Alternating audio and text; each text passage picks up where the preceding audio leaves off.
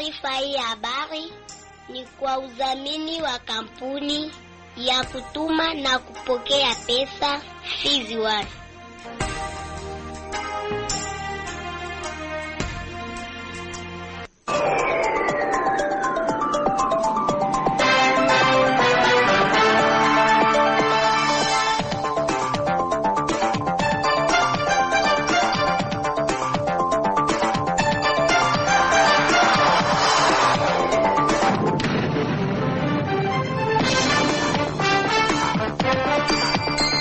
Ujambo mpendwa msikilizaji mahali pote ulipo, asante kwa kuchagua redio ya kijamii Kevu. Ni muda mzuri wewe kufuata uchambuzi wa habari. Uchambuzi wetu wa habari unakuwa na kurasa mbalimbali, ikiwemo kurasa wa habari muhimu, habari za mahali, habari za michezo, ripoti za ripota wetu kutoka sehemu mbalimbali na habari za kitaifa.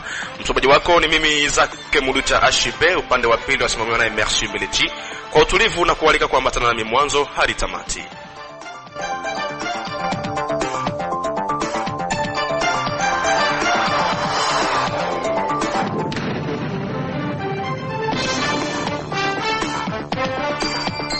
Kabla hatujaingia kwenye uchambuzi wa habari zenyewe kwa kina, tuanze na usomaji wa habari tulizozipa kipaumbele kwa siku ya leo.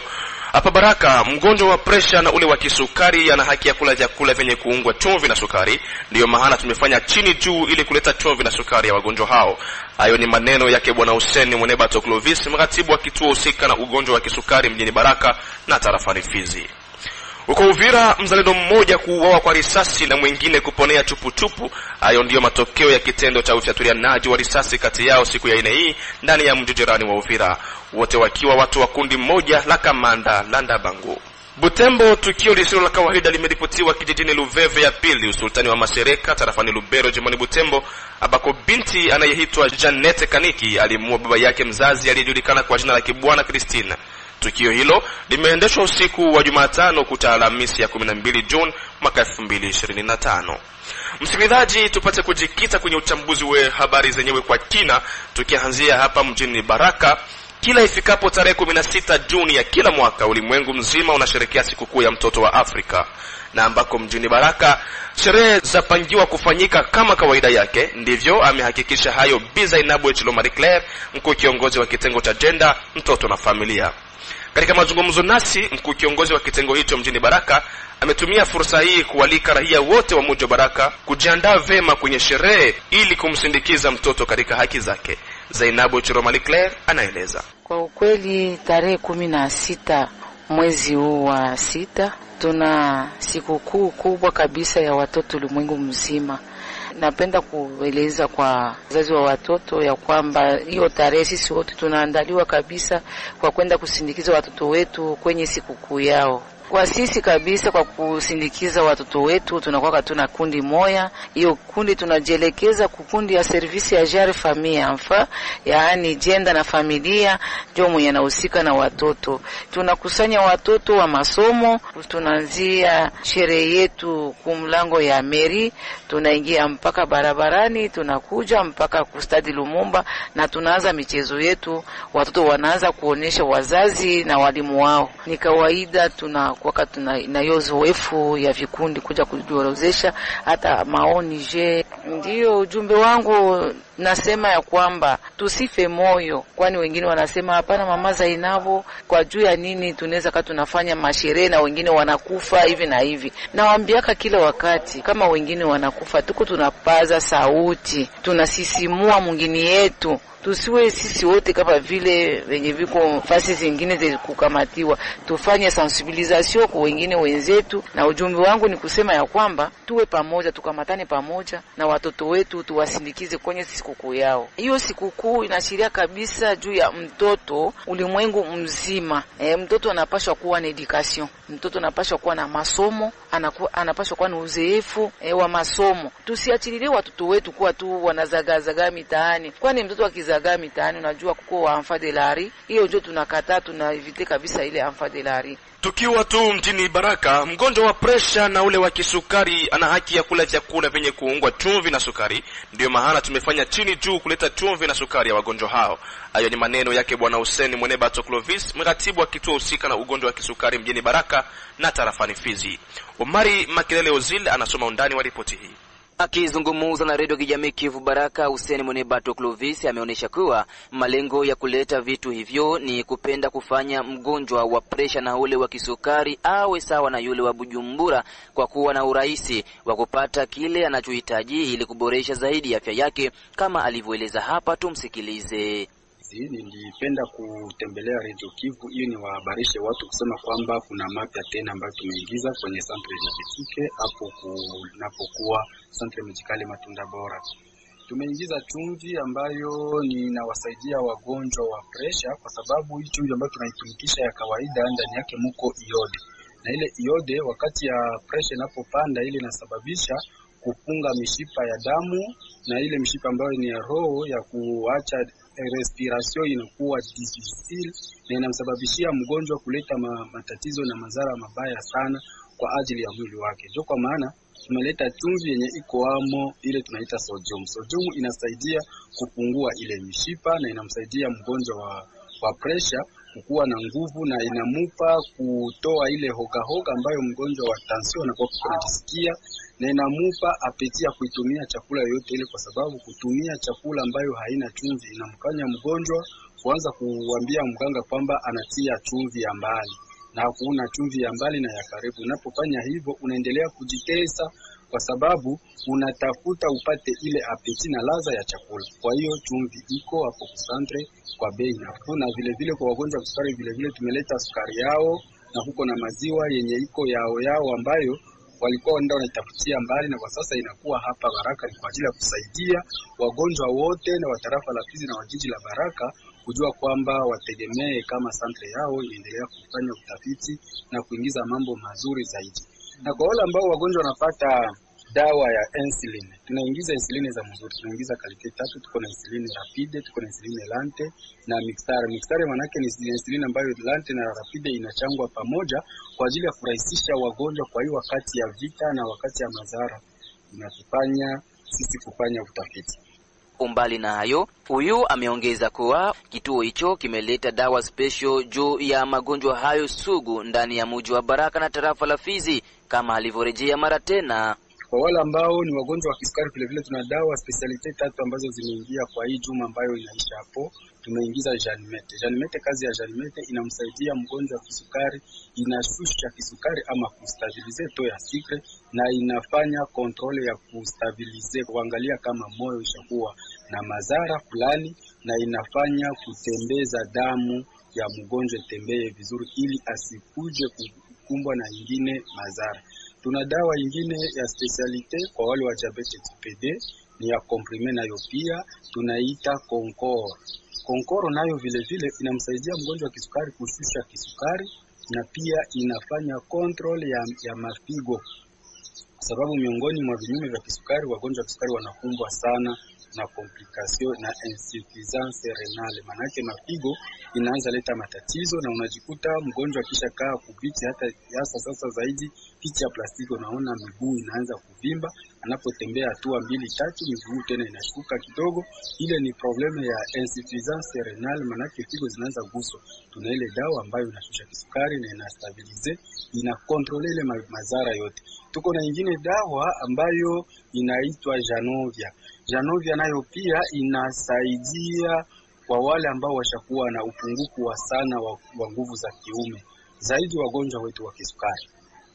Janovia inasaisha ile na inampatia mgonjwa kuwa na nguvu zaidi, na wakati anapochanga hiyo chumvi anachanga na dawa, inampatia uimarisho mzuri zaidi, kwa sababu chumvi kama jinsi ninavyokazia inamsaidia tena mgonjwa kutokukua na ile tatizo, inazalisha cortisone kidogo na adrenaline, na ikiwa ndivyo vyanzo vya ugonjwa wa kisukari pamoja na ugonjwa wa presha na mlipuko zaidi, na kwenda kupohoza mkono na mguu. Mwishowe, mtaalamu huyo wa ugonjwa wa kisukari ameonyesha kuwa hakuna utofauti wa ladha kati ya chumvi na sukari ya kawaida. Kwa mara nyingine tena, Hussein Monebato Clovis. Ile chumvi ambayo tunatumikisha ni chumvi ambayo haina tofauti na ladha yake, haiko tofauti na ladha ya chumvi ya kawaida, kwa sababu ndani mwake walivyovitosha ndani mwake walitosha ile iode wakati ya sodium. Ladha ni moja na inaweza kutumikishiwa hata kwa familia yote nzima, kwa sababu inamkingia mwenye haja kuwa na ugonjwa wa pressure, inamkingia na yule mwenye iko na ugonjwa wa pressure zaidi inaendelea kumsaidia kuisawanisha, ama kwa Kifaransa tunasema inastabilize, mgonjwa anakuwa iko stable. Maana yake mgonjwa ambaye anatumikisha ile chumvi ako tofauti na mgonjwa ambaye anaendelea kuiba maslahi ya kuwaza na disaidia na kujipatia ile hamu na haja ya kula chakula. Kwetu sisi kama pale kwa hospitali tunakamata ile chumvi, wakati mgonjwa sukari pressure inapanda na sukari inapanda, tunaitia nyingi sana mboga ama mchakula ambayo anaikulia, na unakuta inamsawanishia na anakuwa vizuri bila hata kutumia dawa. Na tunamruhusu mgonjwa kuilia hata mitewe, kwa wale ambao wanatumia mitewe, kuilia hata ile kitu ambayo anaweza kula, anaichopeka anaikula kama jinsi wanavyokula hii nyingine yenyewe kwa iode. Lakini ile iode ni vibaya zaidi, kwa sababu iode kama haipigwe inakuwa na madhara zaidi kwa mwili wa mgonjwa. Ile chumvi haina madhara yoyote ile kwa yule mwenye hana ugonjwa wa kisukari ama pressure, anaitumikisha bila shaka, na kwa yule ambaye tayari ni mgonjwa inamsaidia kusawanisha na kuishi maisha bora na yenye kudumu zaidi. Fizi 1600 ndiyo idadi ya wahamiaji wa ndani walioko sehemu mbalimbali tarafani Fizi ambao wanaendelea kupitia hali ngumu ya maisha. Kwa jambo hilo, administrator wa tarafa la Fizi ameomba kwa serikali kuu na mashirika ya kiutu kuwajia na misaada. Mengi zaidi na Igras Pascal kutoka Fizi Centre. Hayo ni masemi yake kiongozi wa tarafa la Fizi Sami Kalonji Badibanga wakati wa mahojiano na mwandishi wako. Alihakikisha kuwa swala la wakimbizi wa ndani ndilo linagonga vichwa vya viongozi, ukiachana na tukio lile la Kasaba. Wananchi hao wanahitaji msaada wa chakula, pesa na vitu kadhalika, sababu hawana lolote. Mnajua kwamba tangia tarehe 22 ya mwezi wa 3 mwaka tunao bilima virefu ya tarafani Fizi kuna vita kali kati ya majeshi zetu za FRDC kusaidiwa na wazalendo, wanapikana na komino tuikaneo Roitabara ama vikundi za M23 mu sekta ya Rulenge, sekta Mtambala, sekta ya Tanganyika. Kila siku wahamiaji wa ndani wanakuwa wengi sana. Tangia kijiji ya Urukezi ilikuwa centre ya mapikano kali, kuna wahamiaji wa ndani wengi wenye kupatikana kati ya vijiji sawa Fizi Centre, Kasonge, Kananda, Mukera, Lumanya, Kichula, Atete na Kitumba, Kazaro, Hilambo na vijiji vingine kwenye wahamiaji wa ndani wako wengi sana. Wanawake, watoto, baba wa mama wako wengi sana, wanalala ndani ya pori na hawana chochote. Tunaoka ya kuona watoto wenye hawendi shule watakuwa biashara teketeke ku mavikundi zenye kushika silaha kukamata na kuwaingiza kwa nguvu mkijeshi. Kuna wanawake wajazito wenye wanazaliwa hata ndani ya pori. Tunaomba kwa serikali yetu ya Kongo kwa kutuletea msaada ya kusaidia wandugu zetu wenye kuteseka, wenye manyumba zilichomewa na M23, kuna wenye walipoteza mifuko zao, kuna watu wenye wako na mavidonda ya masase na wengine wenye walipoteza maisha na kupoteza wa ndugu zao mwizi vita kali ndani ya tarafani Fizi kubilima birefu ya tarafani Fizi. Kwa leo ndani ya tarafani Fizi tuko na 1600 wakimbizi wale wahamiaji wa ndani, 1600 tarafani Fizi. Ndugu zetu wana makumu za kutosha. Ni vema ukumbushwe kuwa wakimbizi hao waliyahama makazi yao kwa vita kati ya waasi wa M23 wakisaidiwa na Redi Tabara na Twigwaneo dhidi ya FARDC na wazalendo milima mirefu ya tarafa la Fizi. Nikiripoti kwa niaba ya Radio Kivu Baraka, Grace Pascal. Asante sana. Tunafungua sasa ukurasa wa habari za michezo na Yesudi wa Sudi Valentine. Karibu Sudi. Shukran sana kabisa mwenzangu Isaki Mlocha Shiben. Asubuhi ya leo kuna ukurasa wa habari za michezo. Tuanze kwanza na hapa katika mji wa Baraka ambako hiyo jana siku ya 4 tarehe 12 Juni mwaka 2025 mechi mbili ziliweza kushuhudiwa kunako uwanja Lumumba katika hatua ya playoff ya michuano ya ligi ya nyumbani. Kwa wale vijana Sudisha 17 ambako klabu ya PVP Sport waliweza kuwatandika klabu ya Revedi Kalenga bao 3-1, huku klabu ya AS Majengo waliweza kuibuka na ushindi bao 3-0 dhidi ya klabu ya FC Moma. Lakini leo siku ya tano, punde tu majira ya saa 3 na dakika 30, Etoile du Congo wataweza kukaribisha klabu ya FC Kasaka, huko mechi ya saa 4 na dakika 30 Vese la Victoire watakuwa kwenye uwanja wa Lumumba kupambana vikali dhidi ya klabu ya FC Kasaka. Huku mechi ya saa 8 na dakika 30 AS Kalinga wataweza kukaribisha klabu ya Airband, na mechi ya saa 10 na dakika 30 FC Santos wataweza kukata mzozo fitna dhidi ya klabu ya FC du Pouvoir. Harakati za kutengeneza uwanja wa Lumumba kwa ajili ya tournament ambayo inajulikana kwa jina ya Amani, ambayo itaanza kupigwa siku ya Jumamosi ya tarehe 14 Juni mwaka 2025, hatimaye zimetamatika hiyo jana siku ya 4 ya tarehe 12 Juni mwaka 2025. Na hivyo sasa uwanja huo leo siku ya 5 utaweza kushinda ukiwa fiti ili kusubiria kesho siku ya Jumamosi ambako michuano itaanza rasmi kutimua vumbi majira ya saa 7 na dakika 30. Na kwa kumalizia, mwenzangu Zake Mlucha Shiba, ni kwamba leo siku ya 5 ya tarehe 13 Juni mwaka 2025 huko katika mji wa Butembo jimboni Kivu ya Kaskazini, mechi kubwa itaweza kupigwa ambako ni dabi katika mji wa Butembo. Union Sportive Sokozaki wataweza kuwakaribisha Association Sportive Nyuki, zote zikiwa ni klabu za hapo katika mji wa Butembo. Hivyo ni katika ile hatua ya michuano ya Coupe du Congo ambayo inaendelea kupigwa huko katika mkoa wa Kivu ya Kaskazini. Lakini kesho siku ya 6 tarehe 14 Juni mwaka huu, mechi moja itaweza kushuhudiwa majira ya saa 9 ambako klabu ya Etoile du Kivu ya hapo katika mji wa Bukavu wataweza kukaribisha klabu ya FC Mwangaza kutoka huko Beni. Asubuhi ya leo naweka nukta kuna kurasa wa habari za michezo, mwenzangu Isaac Murucha Ashiba. Shukrani sana Sudi Valentine. Msikilizaji, unasikiliza uchambuzi wa habari kutoka redio ya kijamii Kivu. Tunasikika vema kwenye masafa ya FM kwa mita bendi ya 93.0. Tunawatangazia kutoka Baraka, Kivu ya Kusini, mashariki mwa Jamhuri ya Kidemokrasia ya Kongo. Kampuni Fizon Baraka, Mboko na Misisi ni rahisi kutuma na kupokea pesa cash pote ulimwenguni bila usumbufu. Tujelekeze huko Uvira. Mzalendo mmoja kuuawa kwa risasi na wengine kuponea tuputupu. Hayo ndiyo matokeo ya kitendo cha ufyatulianaji wa risasi kati yao siku ya 4 hii ndani ya mji jirani wa Uvira, wote wakiwa wa kundi moja la Kamanda la Ndabango. Udhibitisho ni wake mwanasheria Chako Changu Bona Ane ametaja kupokea kwa masikitiko makubwa kitendo hicho cha wazalendo kuuana wao kwa wao, na wakati wao ndio tumaini ya nchi, hasa kipindi hichi cha vita. Kuna grupu armea ya wazalendo wanaopatikana mu quartier Songo. Vijana wazalendo wamepigana wao kwa wao, ni wa General Landa Mango. Walipigana na umoja wao wakapiga masase na umoja akakufa pale pale. Ndio mwili ukakuta maiti umesha kufa.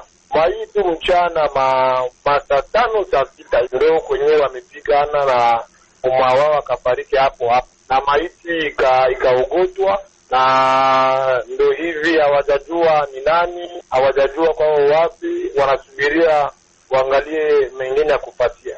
Kwanza kujulikana ila utambua mtangazaji kwamba wazalendo wao kwa wao wanakuwa na maneno mengi ambayo sisi raia ni vigumu kuyajua. Popote pale kwenye masase nalia, kuna exchange ya maneno katika watu. Usalama ukosi kuvurugika, usalama ukosi kuwa perturbe, usalama ukosi kuwa mdogo, usalama au ukosi kuharibisha makazi. Ndio maana kuambie kwamba ni ukweli kwamba usalama umekuwa mdogo, kazi imevurugika. Basi sema namna gani? Tumeachia maisha yetu mikononi mwa Mungu, na tukipatia macho serikali na wazalendo ambao kila mtu iko huru kufanya yale ambayo anaikia raia, iko na kutafakari. Mtangazaji, coordination ziko nyingi sana, na kila grupu ya wazalendo inataka iwe autonome. Kuna coordination ya mzee ya Kutumba, kuna coordination ya Kashumba, kuna coordination ya Alexis ya Dunia. Ziko nyingi sana, na wanajitahidi wao wenyewe saa moja kuongea neno moja, lakini na saa zingine wanakurugana. Na alipoulizwa kwa nini hakuna coordination ya wazalendo ili kukomesha vitendo hivyo, Chako Changu ametoa mwangaza. Utakumbuka kwa reunion ya Conseil de Sécurité ambayo meya ameifanya siku ya 5 pardia wiki iliyopita, raia imeomba kwamba wazalendo wakuwe sensibilize na wakuwe organize mu coordination moja, jambo ambayo meya wa jiji ameitika na kaprometre kwa kutafanyia hiyo neno recommendation ya raia atafanyia kazi.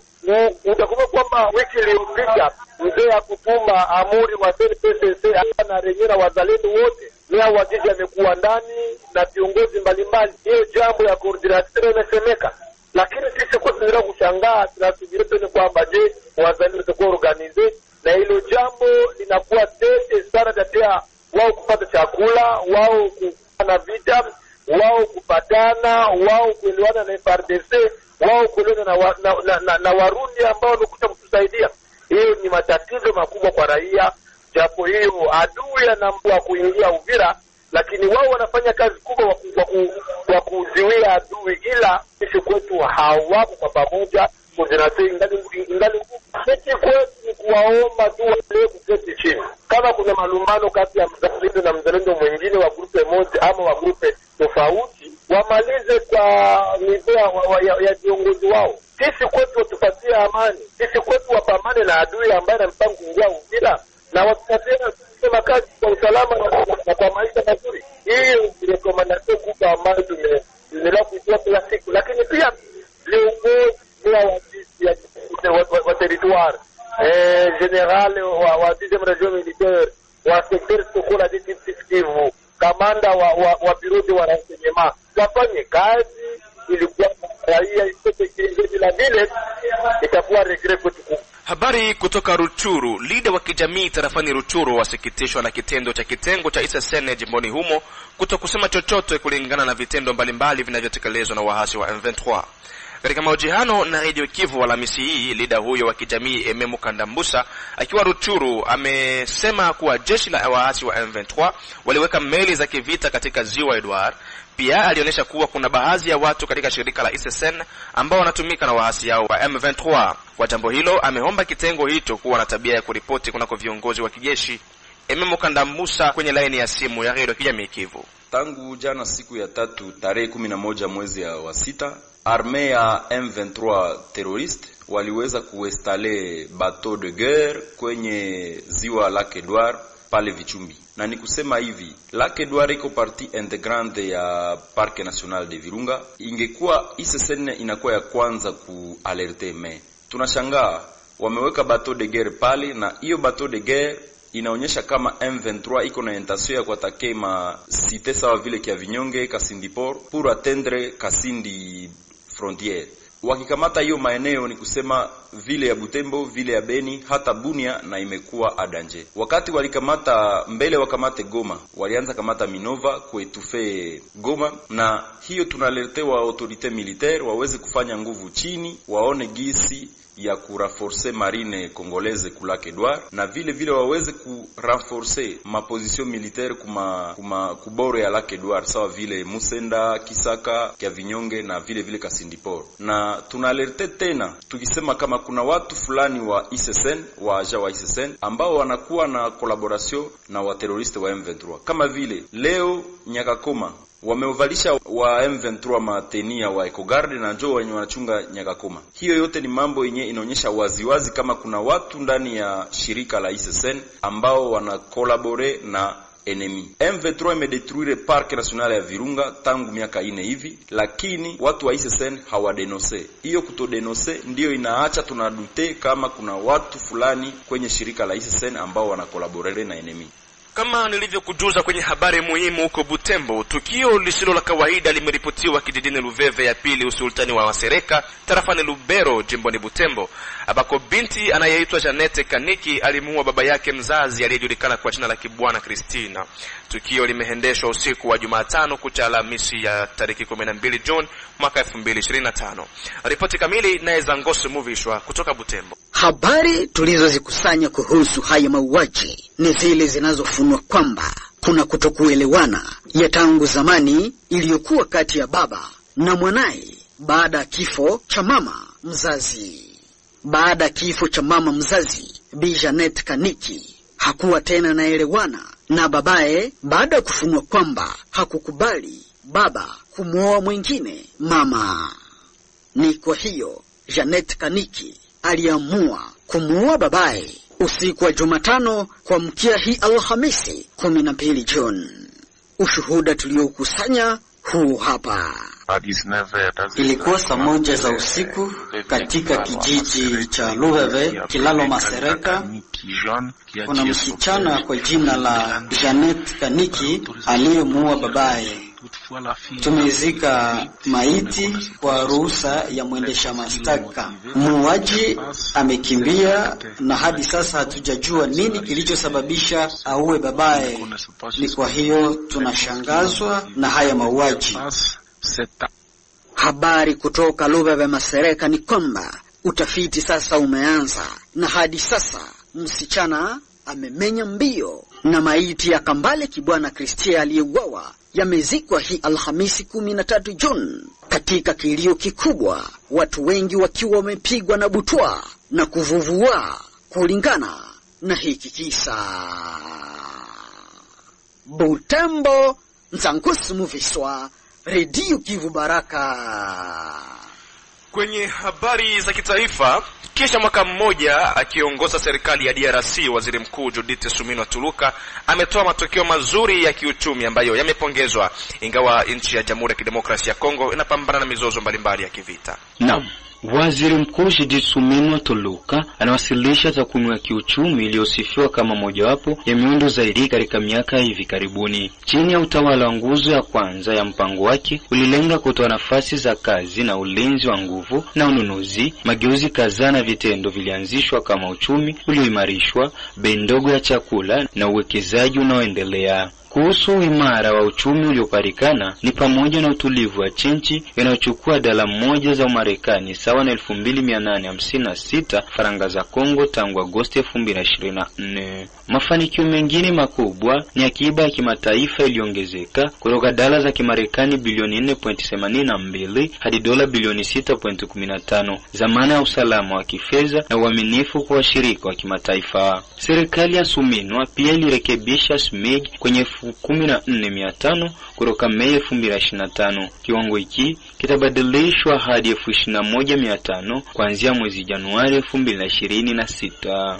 Mambo mengine aliyoyatekeleza Suminwa ni usimamizi bora zaidi wa bajeti. Uboreshaji wa matumizi ya umma pia uko katika moyo wa kupanda kwa uchumi. Gharama katika hali ya dharura iliongezeka kutoka 33% mnamo mwaka 2023 hadi 12% leo hii, ikionyesha mchango mkubwa wa kiutawala. Gharama za taasisi zilipunguzwa kwenye 30% wakati mikopo ya uwekezaji iliongezeka kutoka 32.6 hadi 44. Mwelekeo wazi kuelekea gharama muhimu haswa katika sekta za kimkakati za kijamii kama vile afya, elimu na miundombinu. Bila kuhesabu juhudi zilizofanywa katika uboreshaji wa hali ya maisha vikosi vya jeshi la taifa FARDC na polisi wa kitaifa kupitia kuongezeka kwa mishahara yao mara 2. Kuhusu mabadiliko ya muundo wa uchumi, maendeleo kadhaa mashauri yanapaswa kusisitizwa, ikiwemo kupungua kwa bei ya bidhaa za msingi. Hatua zilizochukuliwa na serikali zilifanya iwezekane kupunguza bei kwa nguvu, ikiwa 13% kati ya 2023 na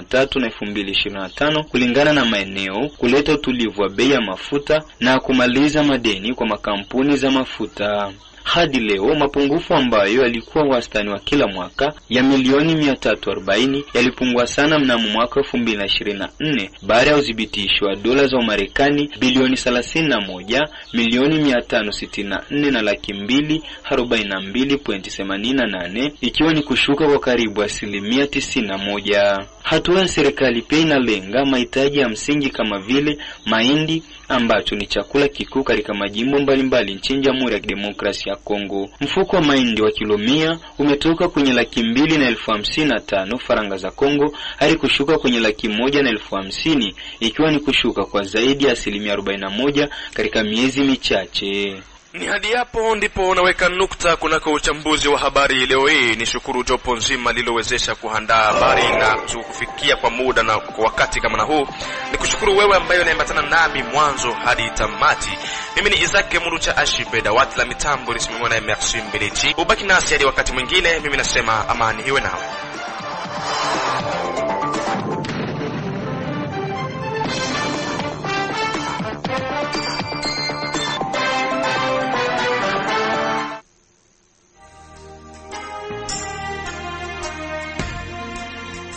Taarifa hii habari ni kwa udhamini wa kampuni ya kutuma na kupokea pesa Fizi One.